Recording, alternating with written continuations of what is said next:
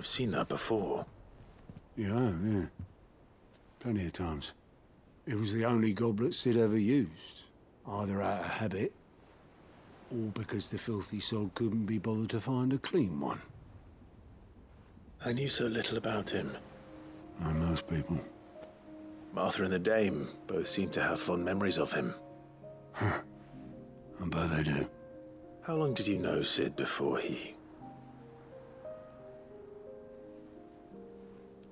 Before he died.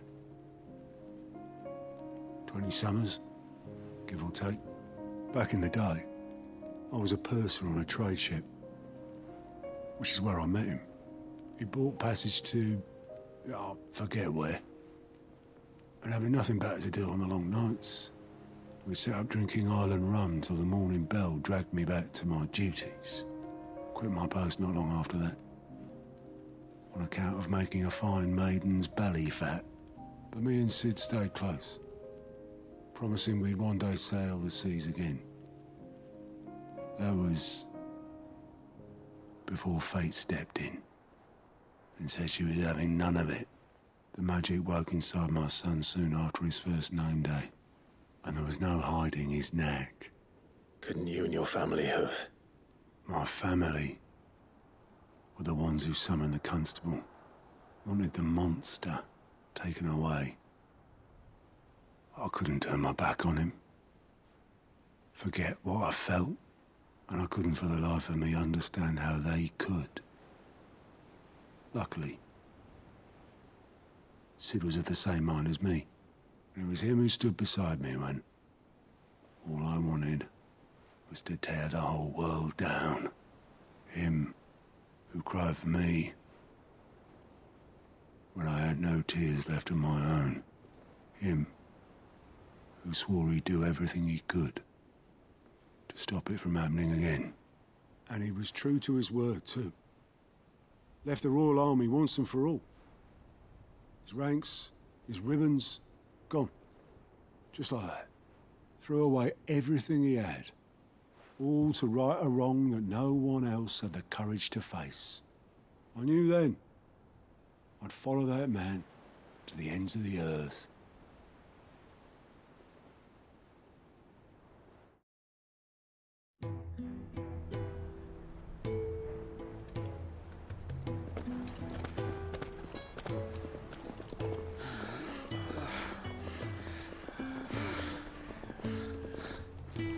He was always too clever for his own good, was Sid.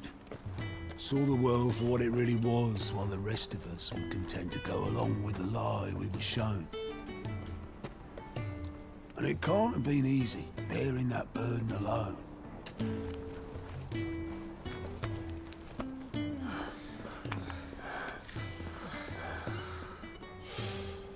But he didn't let it stop him. He never lost faith in what he believed was right.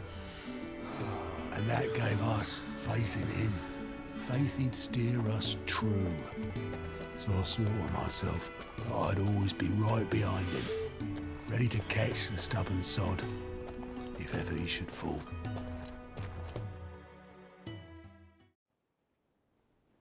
But I couldn't even do that.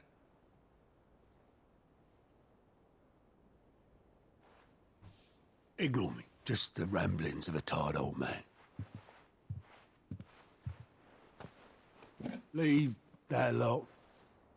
I'll tidy it up in a bit.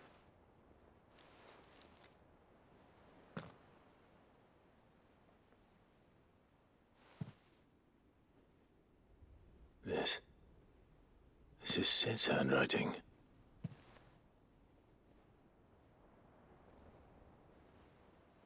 Dear Otto. I may be drunk, but I wanted you to know this place would be fucked without you. Love you, you grumpy old sod.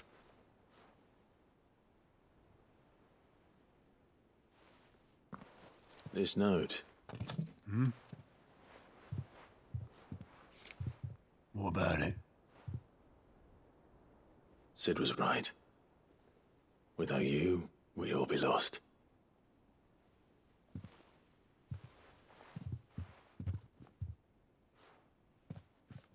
should have bloody well said so then. Just once. Before he went. But then, why would he? Him, or anyone? I'd only have told him to piss off.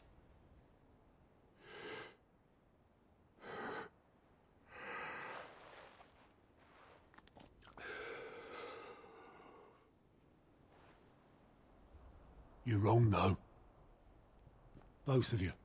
It was never just me keeping the hideaway afloat. It was all of us. I just shoved people in the right direction. I barely seem to be able to do that anymore.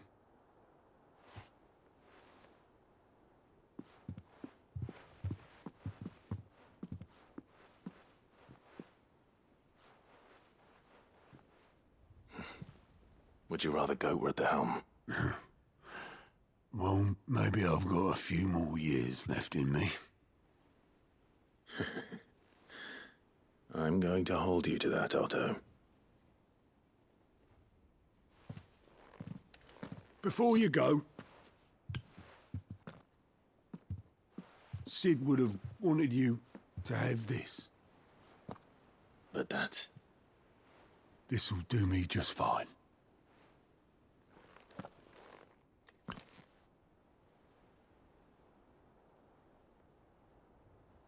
Thanks for the ray of sunshine. I'll see if I can't pay you back. Already have.